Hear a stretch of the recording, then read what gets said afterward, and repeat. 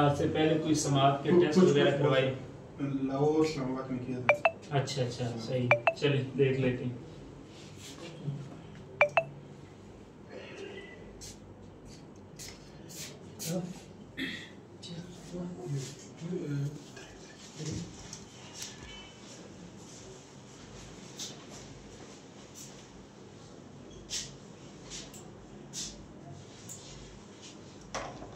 जहाँ तक ताल्लुक है ना इनके कानों के पर्दों तक का स्ट्रक्चर ठीक है बिल्कुल। अच्छा। उसमें किसी तरह की इन्फेक्शन, ब्लॉकेज, परफोरेशन वगैरह नहीं है, पर्दा फटा हुआ हो इस तरह करके। फिर अभी हमने ये इनका टेस्ट किया टेम्पेनोग्राम, अभी हम टेस्ट करेंगे दोबारा इनका ऑडियोग्राम। ऑडियोग्राम में इनकी वो मेन वेन्स का पता चल जाएगा ना, हेयरिंग एबिलिटी कितनी है, हेयरिंग लॉस कितने हैं। फिर अकॉर्डिंग टू टेस्ट रिपोर्ट देखते हैं कि मज़ीद इसके ऊपर कोई आला वगैरह, कोई सर्जरी वगैरह, कोई मेडिसन वगैरह हो सकती है, नहीं हो सकती। हाँ जी, वो टेस्ट भी अवेलेबल है यहीं पर। हाँ दिखा कर।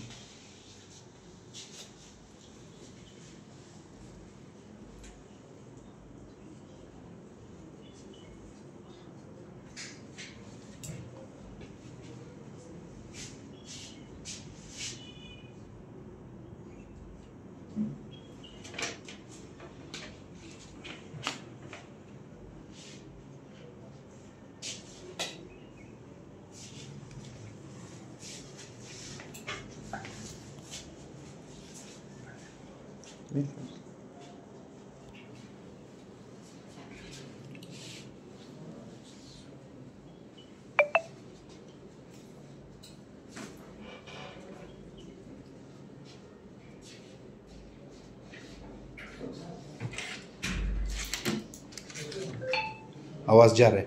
हाँ जी, आवाज़ जा रहा है। कौन सी कान में जा रहा है? क्या बता? राइट साइड पे ना जी। जब इनको आवाज़ जा रही है तो फिर ये इस तरह कर रहे हैं कि आवाज़ जा रही है। जब आवाज़ नहीं जा रही तो फिर जब थोड़ी जाती है तो फिर हल्का इशारा करते हैं। तो क्या वॉल्यूम रहा है इसकी? इस फ्रीक्वेंसी के ऊपर ना जो इनकी 250 की फ्रीक्वेंसी है उसके ऊपर इन्होंने 75 डेसिबल पे जाके बताया कि यहाँ पे आवाज़ आई है। अब हम उससे अगली फ्रीक्वेंसी को मेजर करते हैं जो कि 500 है। जी जी। 500 पे हमने किया, हाँ बता रहे हैं थोड़ी आवाज़ आ रही है, बहुत कम आ रही है, अब नहीं आ रही। अब इनको 85 के ऊपर, मतलब जो 250 वाली थी जी, तो उसको 500 के साथ कंपेयर करें तो 10 डेसिबल मजीद इनका लॉस अगले लेवल पे बढ़ गया जी। अब हम 2000 की फ्रीक्वेंसी पे देखते हैं तो उसके ऊपर आ रही है आवाज़, मजीद आ रही है राइट साइड पे, नहीं आ रही। ये 95 पे था, पिछला 85 पे था, ये 95 पे, मतलब दूर की आवाज़ मजीद लॉस बढ़ा 10 dB। और उसके बाद फिर उससे अगली फ्रीक्वेंसी जो कि 400 है, 4000 है, हाँ लंबा आवाज़ नहीं जा रही। अब बिल्कुल इनको 120 डेसिबल के ऊपर आवाज़ भी कहते नहीं आ रही, मीन्स के हियरिंग डेड है, ये वाली फ्रीक्वेंसी इनकी डेड है जी। नहीं आई। फिर उससे हमने 4 के बाद 8000 वाली चेक की, हाँ ये भी इनकी लेवल डेड है। तो अब आपको लेफ्ट साइड पे आएगी आवाज़। वही हम ये हर कान की टोटल 6 फ्रीक्वेंसीज होती हैं, ठीक है। तो हर फ्रीक्वेंसी के ऊपर 3-3, 4-4 बार साउंड को मेजर किया जाता है कि कहीं कुछ ना कुछ सुनता है या बिल्कुल नहीं सुनता। हाँ इस साइड पे इन्होंने कहा 250 वाली पे आ रही है, हाँ 75 की डीबी के ऊपर मेजर किया, कहते हैं नहीं आती। उससे अगली फ्रीक्वेंसी को देखेंगे तो कहते हैं आ रही है, हाँ जी जी, नहीं आ रही, बहुत ज़्यादा कह रहे हैं आ रही है, आ रही है, आ रही है, मगर आवाज़ फट के आ रही है, ठीक है। शोर का है, बहुत मदम होगी, बहुत ज़्यादा मदम होगी, हल्की सी, बिल्कुल अब बिल्कुल कम होगी, हाँ अब बिल्कुल और कम होगी, ठीक है। अब और कम होगी, बहुत कम होगी, अब नहीं आ रही। अब ये जो फ्रीक्वेंसी थी ना इनकी, ये बनिस्बत लेफ्ट साइड के बहुत बेहतर है, जिसके ऊपर इनकी स्पीच डेवलप हो सकती थी अगर बचपन में इनको कोई डिवाइस लगाई जाती, कोई सर्जरी हो जाती, कोई मेडिकल ट्रीटमेंट दिया जाता, तो इनकी इस साइड के ऊपर इतना अपना ये कर सकता था कि इनकी स्पीच डेवलप हो जाती, अपने ख्यालात का इजहार कर सकता था। यानी हमारी तरह प्रॉपर एक फ्लो में ना भी गुफ्तगू करता कोई नहीं, लेकिन अपना मुद्दा बयान कर सकता था कम अज़ कम लफ्ज़ों में। जो आज इशारे की दुनिया से बात करता है ना, ये इशारे नहीं होने थे। लेकिन ये है कि इनके पेरेंट्स ने कह लें या हालात से तंग हो के जैसे तैसे भी फोकस नहीं कर सके इसके ऊपर ना।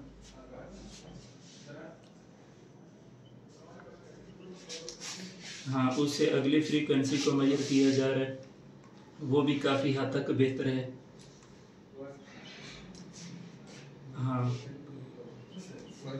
हमारी जो नॉर्मली हेयरिंग एबिलिटी होती है ना, वो होती है 0 से 25। 0 से 25। हाँ, और इसके ऊपर अभी इन्होंने जो रिस्पॉन्स किया वो 40 पे की है, 40 पे। तो 0 से 25 नॉर्मल है, मीन्स कि अगर 15 dB का फ़र्क आया भी है ना, तो ये कोई फ़र्क नहीं है इसमें। मसलन बंदा ये नहीं कहता हाँ जी क्या कहा दोबारा, ये वो नहीं, मतलब थोड़ा सा अभी जिस लेवल पे मैं बात कर रहा हूँ ना, इस लेवल पे ये सुन सकता था। ठीक है, तो खैर अभी हम इनकी लास्ट जो फ्रीक्वेंसी है वो देखेंगे। नहीं, ये हम फुल आवाज़ दे के देखेंगे। हाँ, अभी आ रही है। हाँ, बहुत कम है, बहुत कम है, बहुत कम। हाँ, अब जो 70 डेसिबल के ऊपर इनको आवाज़ नहीं आई। ठीक है, तो इनका जो राइट साइड का ना, अगर मैं यानी कि वैसे तो एक रिपोर्ट का इधर थोड़ा करें, रिपोर्ट का प्रॉपर यानी कि ये ग्राफ बनाया जाता है ना सारा, जो पेशेंट को हम बाद में देंगे भी, उसकी भी आप आगे ये अपलोड कर सकते हैं। तो अब इसके ऊपर ये है कि प्रॉपर ग्राफ बनेगा, ये किस किस फ्रीक्वेंसी पे कितना कितना सुनता रहे, कितना कितना नहीं सुनते रहे। ठीक है, एट द एंड फिर मजमूई तौर पे इनका राइट साइड का हेयरिंग लॉस क्या आया, लेफ्ट का क्या आया। तो बनिस्बत इनका राइट साइड के जो लेफ्ट साइड है ना, वो बेहतर है। यानी मजमूई तौर पे देखें तो ये 75 dB उसके ऊपर नहीं सुन रहे, बाकी का जो है वो ऑलमोस्ट 45 बनता है, वो ये सुन रहे हैं। ठीक है, तो बात करने का मकसद ये है कि ये इनका ऑडियोमेट्री भी कंप्लीट हुआ। तो पहले हमने वो किया था टेम्पेनोग्राम, उसके इनके पर्दे और मिडल ईयर के अंदर किसी तरह की कोई इन्फेक्शन ब्लॉकेज नहीं थी। अब जो ऑडियोमेट्री टेस्ट किया है इसके ऊपर the best result for left side रहा है। जो राइट में है वो इनका 95 डेसिबल हेयरिंग लॉस है, और जो इनकी लेफ्ट साइड है उधर 75 आया। 75। हाँ, तो फुल सुपर पावर की डिवाइस अगर तब लग जाती ना, इनकी बहुत हद तक इनकी स्पीच डेवलप हो जानी थी। लेकिन अब जितनी उम्र हो गई है ना, इनको अच्छी से अच्छी डिवाइस लगा भी दी जाए ना, तो इसके ऊपर इम्प्रूवमेंट के चांसेस नहीं है। हाँ, कोई 2-4 साल मुसलसल डिवाइस लगा के रखता है, चंद एक अल्फाज इस हद तक पहचान लेता है कि जिसमें मतलब जा रहा है, गाड़ी ने हारने दिया, पता चल गया कोई आवाज़ आई है तो रास्ता छोड़ दिया, आगे जा रहा है पीछे से किसी ने चीख के आवाज़ मारी तो पता चल गया, पलट के पीछे देखेगा कोई आवाज़ आई है। यानी डिवाइस लगा के भी इतनी एक प्रोग्रेस हो सकती है। फर्क पड़ता है, फर्क पड़ता है, फिर बिल्कुल फर्क पड़ता है। यानी कि वो रिकवरी नहीं, रिकवरी तो ये होता है ना कि चले 4-6 माह साल इस्तेमाल की तो फिर विदाउट हेयरिंग एड ये सुने, होती है इम्प्रूवमेंट। अभी ये ऐनक आपकी लगी हुई है, आप जितनी देर लगा के रखेंगे प्रॉपर क्लैरिटी के साथ नजर आता रहेगा, ग्लासेस उतारेंगे वही धुंधलापन, इसको रिकवरी नहीं कहते। ये है एक तरह का उधार, लगी हुई है तो नजर आ रहा है, उतर गई तो वही धुंधलापन। अभी इसके ऊपर ये कि डिवाइस इनको लगी रहेगी तो उसके ऊपर ये चंद अल्फाज पहचानता रहेगा, आवाज आ रही है, टकरा रही है दिमाग के साथ, वो 2 साल 3 साल लगेंगे, उसके ऊपर चंद एक अल्फाज अम्मी अब्बू पानी रोटी सिंगल वर्डिंग करना स्टार्ट हो सकता है। ठीक है, लेकिन जैसे ही उसके ऊपर ये मतलब डिवाइस उतारेंगे तो फिर वो आवाज नॉर्मल नहीं सुन सकता। सही, ठीक है। तब ये डॉक्टर साहब जो पिछले तामन का जो इलाका है ना, हाँ, बलूचिस्तान भर में पुराने इलाका में मुकबशीर है। बिल्कुल सही, और सबसे गरीब तरीन इलाका भी यही है। यहाँ पे कोई वो नहीं है ना कोई मुलाजिमत उसका मौके है, ना कोई यहाँ पे कारखाने हैं, सिर्फ दुकानदारी लोग दुकानदार लोग है ना, वो ये अपना वो करते मैं करें और इन लोगों के साथ आप जितने मरीज आज आप पे पहला देना ना, कितने मरीज आपके पास आ गए ना, तो तकरीबन मरीज आपके पास आ गए ना। अगर आप लोग आते रहे कम से कम यहाँ पे किस तरह है। कोयटा में आते हुए मुझे तकरीबन तीसरा साल एंड हो गया, चौथा स्टार्ट है। तो आप इनको ना एट द एंड एक सुपर पावर की डिवाइस लगेगी for both side, digital hearing aid ना। तो उसके ऊपर ये है कि इनको आवाज़ जानी शुरू हो जाएगी, लेकिन वो आवाज़ को पहचानते पहचानते 6 माह 7 माह लगेंगे। जैसे बच्चा पैदा होता है वो सुनता तो है, लेकिन मम्मा का लफ्ज पापा का लफ्ज सुन के पहचान के बोलते बोलते 8-9 माह साल ले जाता है। तो जब इनको आवाज़ प्रॉपरली जानी स्टार्ट होगी ना, तो फिर ये फोकस करेगा, क्योंकि इसका दिमाग बड़ा है ना बनिस्बत छोटे बच्चे के, ये जल्दी पिक करेगा। तो बोलने में भी मुश्किल है, सुनने में भी इसके मुश्किल ऊपर है। जब वो आला लगा होगा ना, तो ये आने वाले 1 साल तक 1.5 साल तक इस काबिल हो जाएगा कि चंद एक अल्फाज के ऊपर ना वो इजहार करना शुरू कर। ऐसा सुपर डिवाइस क्या मौजूद है पाकिस्तान? बिल्कुल है सर।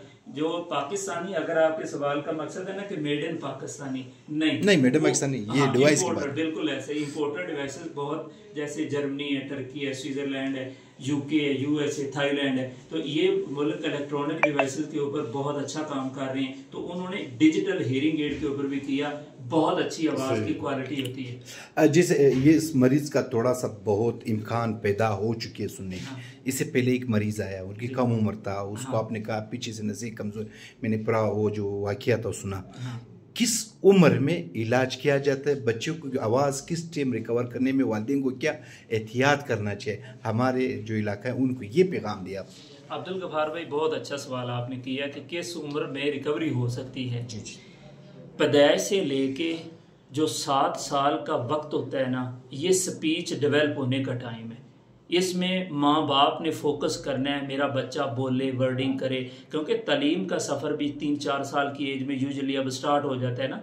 अगर बच्चे की सही तरह स्पीच डेवलप नहीं हो पाएगी तो डेफिनेटली वो आगे जाके सर्वाइव नहीं कर सकता, तो सारा कुछ ही उसका डिले होता जाएगा। अगर किसी की हेयरिंग डेड है, वो फिर 3 साल की उम्र में कोक्लियर इम्प्लांट करवाए।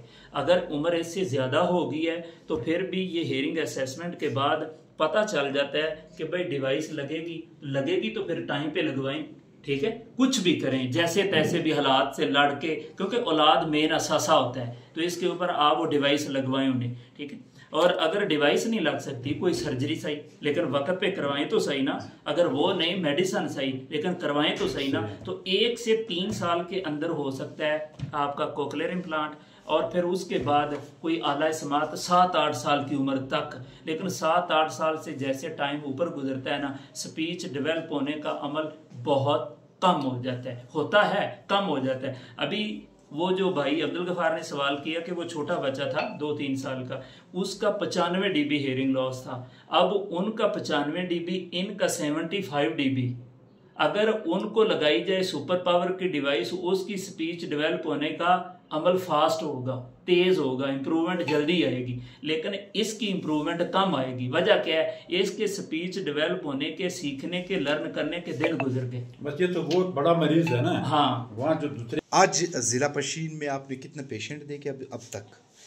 कौन सा ज़्यादा मसला आपके सामने आया? हाँ अब्दुल गफार भाई, सुबह तकरीबन 9 बजे हमारा कैंप स्टार्ट हो गया। अभी ऑलमोस्ट हो रहे हैं 2:30-2:45 ना। तो राउंड अबाउट टोटल जो पेशेंट हुए हैं ना, जो रजिस्टर्ड थे, वो थे 39 के करीब ना, 39 या 38 थे। इनमें से मेजॉरिटी जो थी वो हेयरिंग लॉस की थी, क्योंकि ऐड भी हमारा इसी तरह का चला हुआ था कि हेयरिंग लॉस वाले पेशेंट हैं। लेकिन वो कुछ चंद एक पेशेंट थे जो रेशे वाले भी थे, पेन वाले भी थे, लेकिन वो चूंकि ENT के रिलेटेड थे। फिर उनको प्रॉपर गाइड किया कि आप ENT स्पेशलिस्ट के पास हैं, अगर हेयरिंग के ऊपर आपका इशू आ रहा है तो वो आप हमारी तरफ हैं। लेकिन बहुत अच्छा एक्सपीरियंस रहा है पशीन के लोगों का भी और पशीन के पेशेंट का। ये भी मैं एक बात बताता चलूँ कि जो पहाड़ी एरिया होता है ना, यहाँ पे कशिश सकल, ग्रेविटेशनल फोर्स ज़्यादा होती है ना ज़मीन की। जो पहाड़ी एरिया होता है, किसी के पर्दे दब गए, किसी के पर्दे फट गए, तो ये कशिश शकल की वजह से किसी की डेफिशिएंसी बढ़ गई। तो इस एतबार से हेयरिंग लॉस पहाड़ी एरिया के लोगों को ज़्यादा होता है। KP की पट्टी पे चले जाएं, ये आपका है। हालांकि बनिस्बत इधर के सिंध और पंजाब में हेयरिंग लॉस के कम पेशेंट हैं।